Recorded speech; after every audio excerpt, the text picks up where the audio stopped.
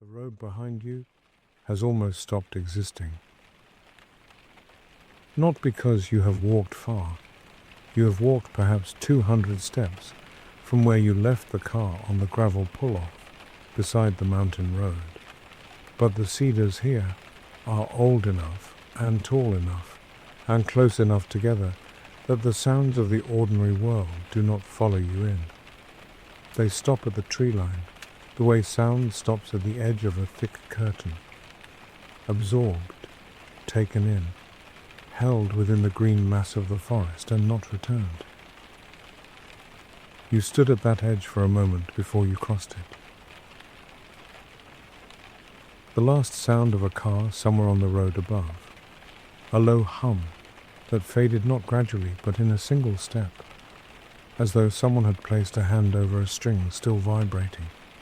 The smell of warm asphalt, that particular flatness of air that has passed through too many engines and lost something essential. And then you stepped beneath the first cedar, and all of that ended. The rain begins before you are ready for it. It arrives first as a sound, high in the canopy, a soft, spreading whisper, as though the forest is murmuring about your arrival. The bamboo catches it first. You hear each drop land individually, small, clean percussion, each impact its own note in a sequence that follows no pattern and needs none. Then the cedar catches it differently. What reaches you through those broader needles is not drops at all, but a fine suspension of moisture that gathers on your jacket until the fabric darkens slowly from your shoulders, like the forest is dyeing you in its own colors. You reach up and pull your hood forward. The fabric settles around your face and the world contracts. Closer, quieter. The rain becomes a soft drumming just above your ears. You breathe inside the hood and your own breath comes back to you warm, carrying the smell of yourself as a reminder that you are here, solid and present on this specific square of earth. The smell of the forest arrives in layers. At the top, pine resin, clean and sharp, the smell of something that has been growing for a century. Below that, the darker earthiness of wet cedar bark, almost sweet, almost edible. And beneath both, rising from the ground as the rain works into the soil, petrichor, that deep mineral exhalation of wet earth, releasing what it has held since the last rain. There is no word adequate to what this smell does to the body. What it does is unclench something that has been clenched for a long time. You breathe it in, all the way in. The cold, damp air moves through you slowly. You hold it for a moment at the top of the breath. Then you let it go. And the cedar and the rain receive your exhale, the way the forest receives everything, without comment, simply taking it in. The stone path beneath your feet is ancient, fitted together with the imprecision of human hands working without machinery. Each stone placed by someone who looked at it, turned it, decided where it belonged. The centers of the steps are worn concave, where 10,000 feet have passed before yours, and the edges are raised where moss has grown in over the years. Dense, emerald green, glistening now with rain, so saturated it seems to produce its own light. You place your boot on the first step. The slight give of wet moss at the edge, then the solid certainty of stone beneath it, unmovable, unhurried, indifferent to time in the way that only very old things can be. You are, in the arithmetic of this path, one more body passing over a surface that has held 10,000 before yours and expects 10,000 more. A single drop travels from leaf to leaf above you. You cannot see it, but you track it by sound. Impact on bamboo, then silence as it gathers on a cedar needle, then a softer sound as it reaches a broad fern leaf below, then nothing as it disappears into moss. 4 seconds. You listen to all 4 of them. The road is behind you, the forest is ahead, the rain is everywhere, and it is the only sound that matters now. And somewhere in the green, dim distance, the path curves into something you cannot yet see. You do not need to know what is around that curve. You only need the next step. The steps are steeper here. Not dramatically. Each step is perhaps 2 centimeters higher than the last, and yet after 50 steps, the difference has accumulated in your thighs. A steady warmth that is no longer ease.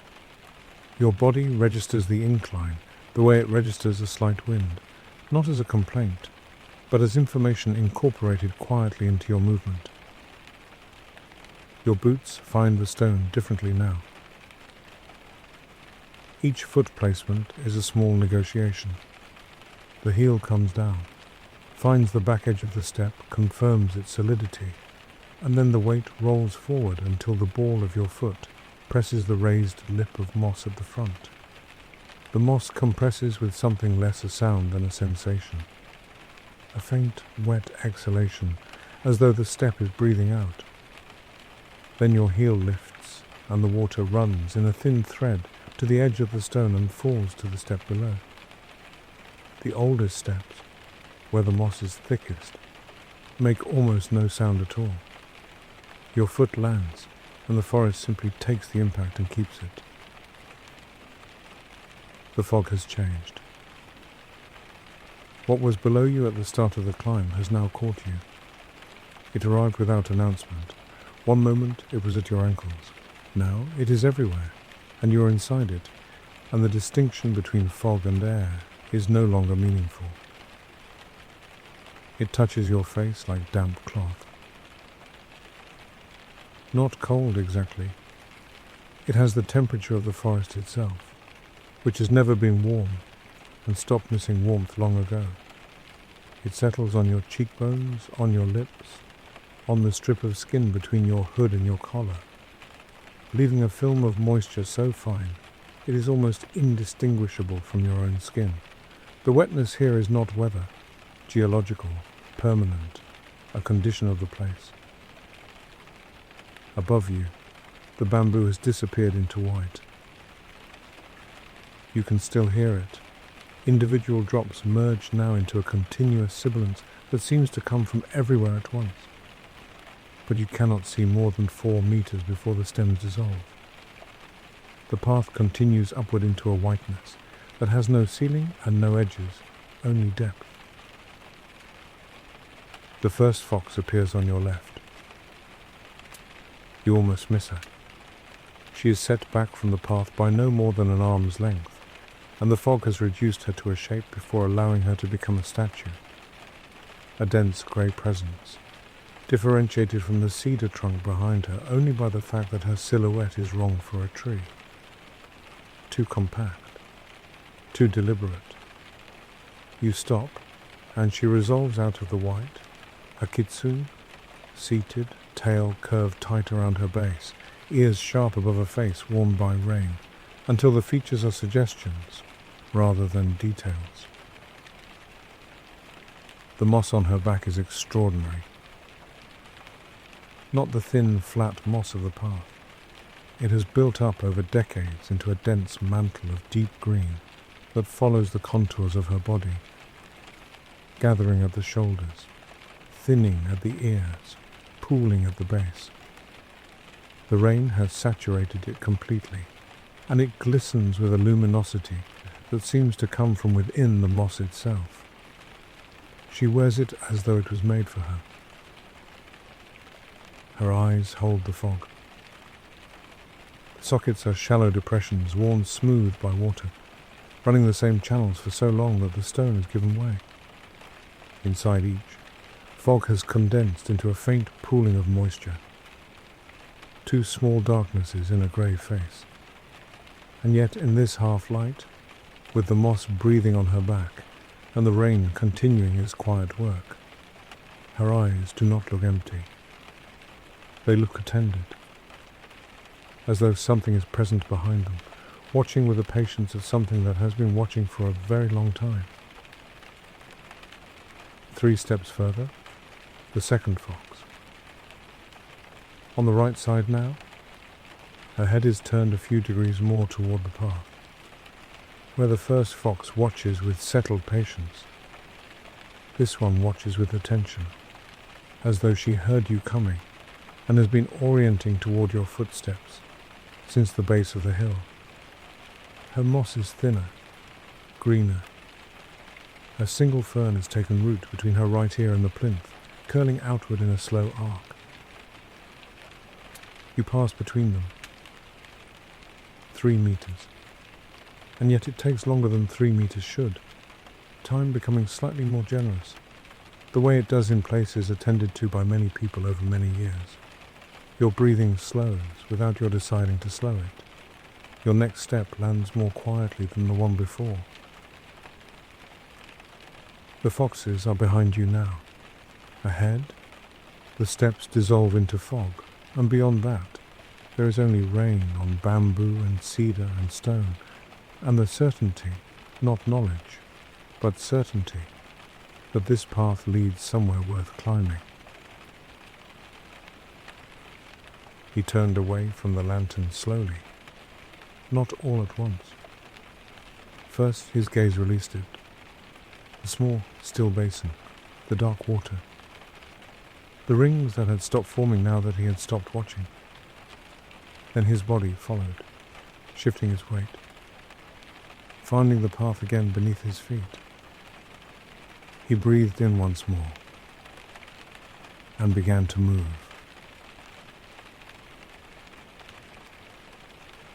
The stone steps continued upward. He climbed them the way he had climbed all the others, one at a time without hurry, placing each foot with deliberate care. But something had changed in the quality of the air around him. The bamboo had grown thinner over the last 100 steps without him noticing, its stalks fewer and more widely spaced. And now, as he rounded a long, slow bend in the path, he gave way entirely. He stopped briefly, not from exhaustion, but from something that had no exact name. The cedars began here. They rose from the hillside on both sides of the path, and they were enormous, not in the way of trees he had known in other forests, not the comfortable enormity of things that can still be measured and held in the mind. These were different. These were the kind of large that the body understands before the mind does. A scale that arrives as feeling before it arrives as thought. Their trunks were wider than the span of 3 men standing with arms outstretched. Their bark was deeply furrowed. Each groove a long, dark channel running the full height of the trunk, as if the tree had been slowly exhaling for centuries, and the effort had marked the wood. Moss clung to the lower bark in thick, dense sheets, and at the very base of each trunk, where the roots began to spread, there was a darkness so complete, it seemed to absorb the rain without trace. He looked up. The canopy was not visible so much as felt, a ceiling of black branches dissolving into fog and night. Present the way a sky is present even when you cannot see it. Through the layered darkness the wind moved. He heard it before he felt it. A slow, deep sound, low and continuous, more resonance than noise. The kind of sound a cathedral makes when the organ plays a note too low to resolve into pitch, and the body receives it as pressure instead. The cedars spoke this language. The wind moved through their highest branches, and the trees answered with a sound that had no beginning and no end. A sound that had been here long before he arrived, and would remain long after he was gone. he walked. The roots of the cedars crossed the path like the limbs of something sleeping. They rose from the earth in long, smooth arcs before descending again into the soil, or in sudden ridges of wood that stood knee-height above the stone, and had to be stepped over with care. They were covered in the same moss as everything else, and where two roots met and crossed, small pools of water had collected in the hollow between them, still and perfectly black, reflecting the dark above. He stepped around these pools carefully. He did not wish to disturb them. His hand brushed the bark of one great trunk as he passed close to it. The texture beneath his palm was extraordinary. Not rough exactly, but layered, complex.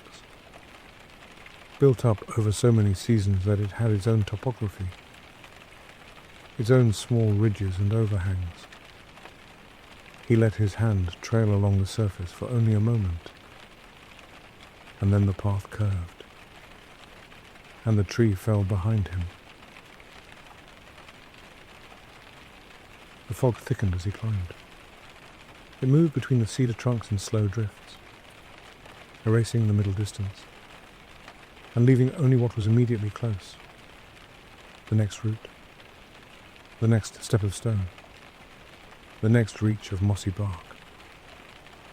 And it was through this fog that he first saw the temple. It appeared the way things appear in fog, not all at once, but in pieces. First, a dark horizontal line above the path, too regular to be a branch. Then, the suggestion of a roofline, curved at its ends in the way only human hands curve things. Then a wall, or the shadow of a wall, vertical, and still behind the moving curtain of mist. He did not quicken his pace. He walked toward it the same way he had walked toward everything else on this path. One step, then another, letting the distance close at his own pace. The wind moved through the canopy above him, deep and slow and ongoing. The rain continued its work. The roots lay still across the path, patient as they had always been, and ahead, growing more solid with each step. The dark shape of the temple waited in the mist, as if it had been waiting for a very long time, and had learned, over all those years, that there was no reason not to wait a little longer. The temple did not announce itself. There was no gate, no guardian stone, no inscription marking the threshold.